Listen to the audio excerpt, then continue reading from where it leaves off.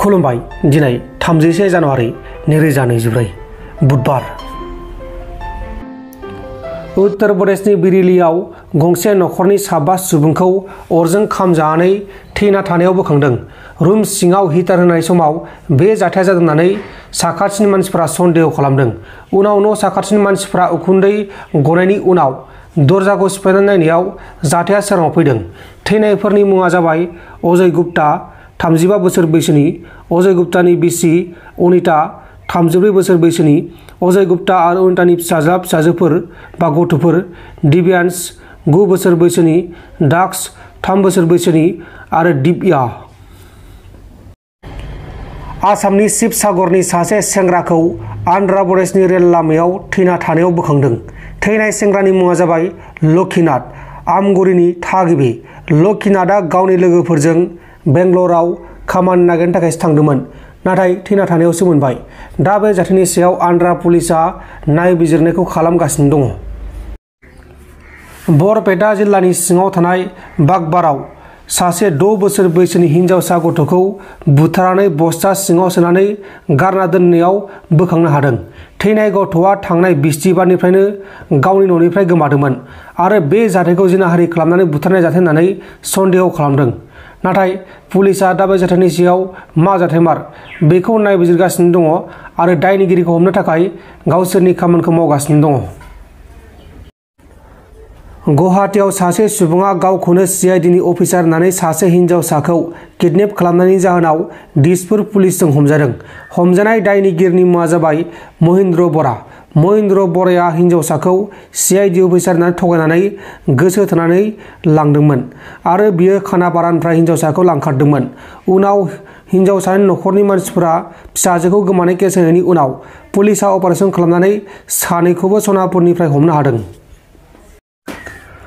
हाइलाकान्दि जिल्लानि सिङाव थानाय गुबुन गुबुन जायगायाव ट्रेननि जाब्रबथाय जानानै सानै सुबुङा जिउ गोमादों।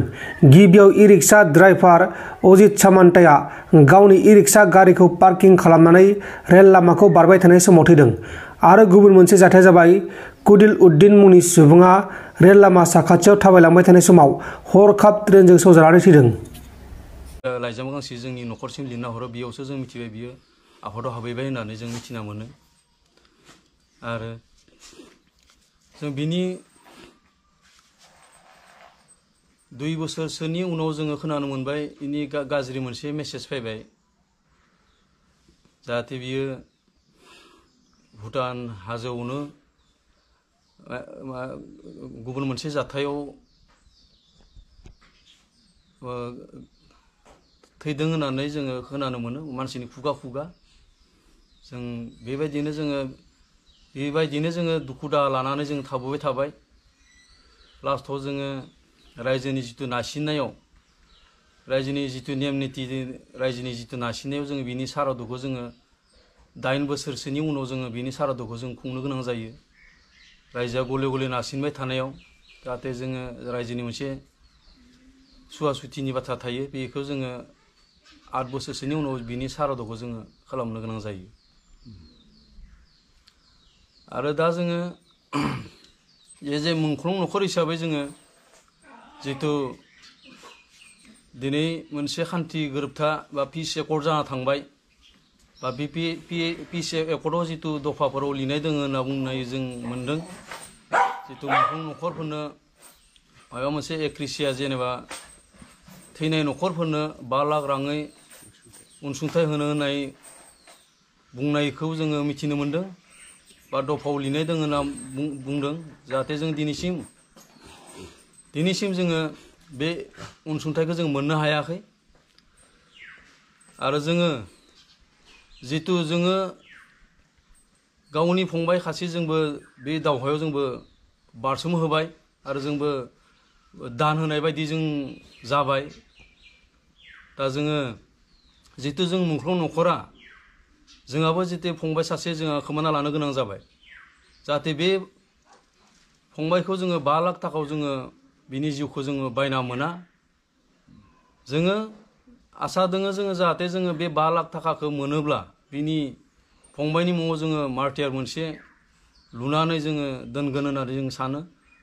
दिनै बेफोरबो जों दिनै जों मोनफुंनो हायाखै आरो जोङो बिसास खालामनो जोंहा एसे गोब्राब जाबाय दिनैसिम माने बिटिआर सरकार जितु सामलायबाय थानाय सलायबाय थानाया दिनैसिम 4 बोसोर जानो हमबाय जोंहा फोथायनाय गैला जों फोथायनायखौ जोङो लानो गोब्राब जाबाय जाहाथे जोंनि सायाव जेबो दिनै जोंनि खाथिनिनो जोंनि कन्स्टिटुएन्सिनिनो सासे CM प्रमद बर' बिथाङा जुदि जोंनि गावनि ओनसोलावनो गावनि समस्थियावनो गोबां मुंख्लं न'खरफोर दङ दिनै बेफोरखौ सासेनिबो न'खराव बियो दिनै उदिस लायाखै बा खबर लायाखै दिनै जोंहा बेयाव गोबां दुखु दङ दिनै गावनि समस्ति हिसाबै बियो सारा जाहाथे उदिस लानांगौमोन गोबां मुंख्लं न'खरफोर दङ जों बायदिनो खाथि खाला गोबां मुंख्लं जालांनाय न'खरफोर जोङो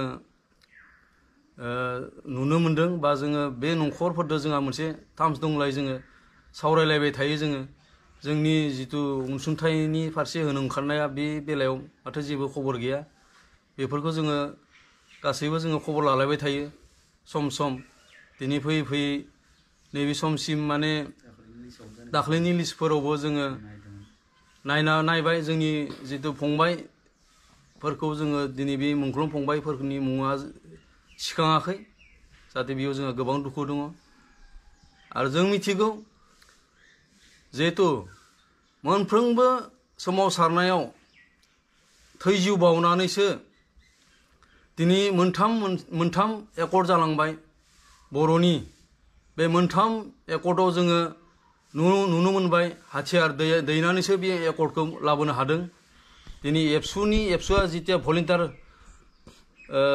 फर्समोन बे समाव BSCखौ लाबोदोंमोन बेयावबो थै जिउ बावनानै लाबोदों बेनि उनाव BTC जाबाय BTCआवबो बेल्टिफोरा थै जिउ बावनानैसो हाथियार दैनानैसो BTCखौ सोरजिदोंमोन दिनै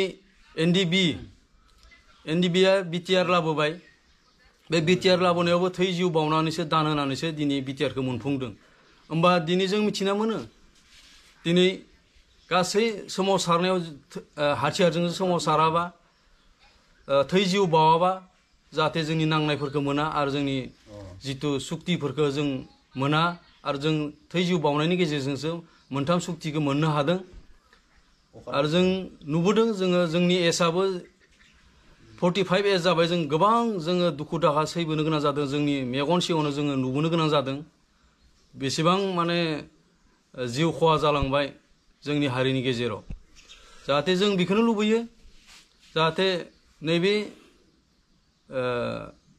बिटिआर सरकारा जाहाथे जों मुंख्लं जानाय न'खरफोरखौ जाहाथे अनसुंथाइफोरखौ होयो आरो जों एसे धर्ज गैयै बायदि जोंहा जालांनो हमबाय जाहाथे जोङो नाया नङा नायबायबो जोङो दिनैसिम जेबो माने माबा मोनफुंनाय बेलायाव जों नुनो मोनाखै बा मोनाखै जों बेखौ आं बुंनो सानो नोंथांमोन दिननि खौरांफोरा बेखिनिल'मोन बेखिनिसिम नायनायनि थाखाय नोंथांमोननिसिम रोजा रोजा साबायखर गोजोन्थों एसेनोसै जय बर' हारिनि